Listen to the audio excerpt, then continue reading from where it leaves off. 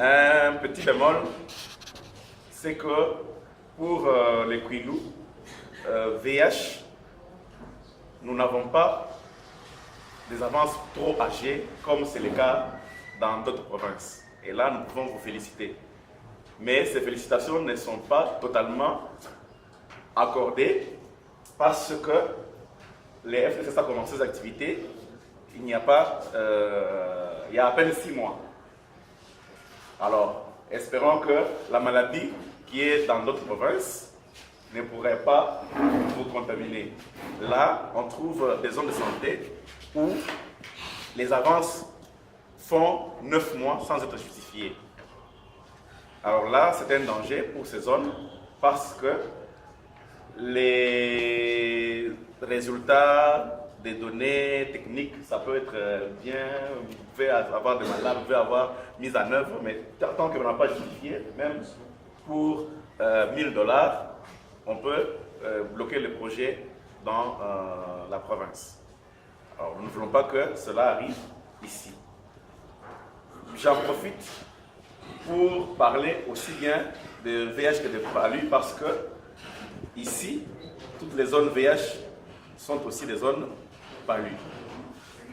Alors, sur les avances VH, nous avons des avances qui datent du 16 mai 2017. Les avances non justifiées qui datent du 16 mai 2017. Quand nous calculons du 16 mai 2017 au 31 août 2017, nous avons 107 jours. 107 jours d'âge des avances. Ces avances sont de l'ordre de 98 636 pour l'ensemble de la province. Mais dans ces 98 000, il y a 30 505 qu'on ne peut pas incomber aux zones de santé. Pour les zones de santé, il n'y a que 68 131, soit 69% des avances non justifiées. Donc, la coordination a aussi une part de responsabilité, un certain retard dans la justification. Donc, la coordination est un mauvais exemple pour les zones de santé. Parce que l'exemple devait venir de la coordination. Et là, j'attire l'attention de la coordination sur le fait que l'avance non justifiée la plus âgée vient de la coordination. Ça, c'est même au-delà de 107 jours. Donc, et si vous le permettez, c'est le coordinateur qui est responsable de cette avance non justifiée. Avance non justifiée, cela ne signifie pas que l'argent a été détourné. Ça peut signifier que vous avez effectué une mission, le rapport est là, tout est là, mais lors de l'émission, manque un visa de l'un des endroits par lesquels vous devez passer. Par le fait que dans les termes de référence qu'on avait bien prévu, que vous deviez visiter telle zone de santé, telle structure, et que l'une des structures programmées, vous avez rapporté que ça a été visité, mais nous n'avons pas vu les visas au versant lors de l'émission.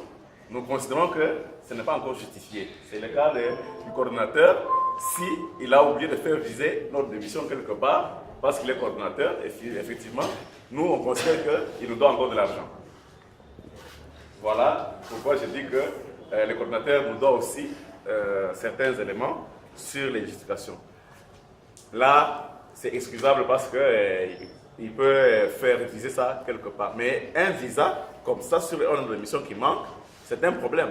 Supposons que c'est une zone de santé qui est la plus éloignée, la structure est plus éloignée, et qu'au moment où vous êtes ici, s'il faut renvoyer l'ordre d'une émission pour qu'on aille viser, ça prendra du temps. Alors là, le fait que les comptables aient classé ça dans les avances non justifiées jusque-là, c'est aussi le manque de souplesse du comptable.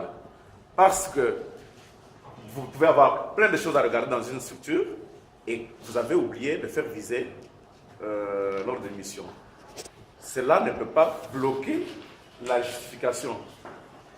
Vous pouvez demander que l'on vous envoie un mail pour attester que le coordinateur est passé par ici, de telle date à telle date. ça s'annexe à l'ordre des missions et on fasse la dépense, l'avance dans les dépenses.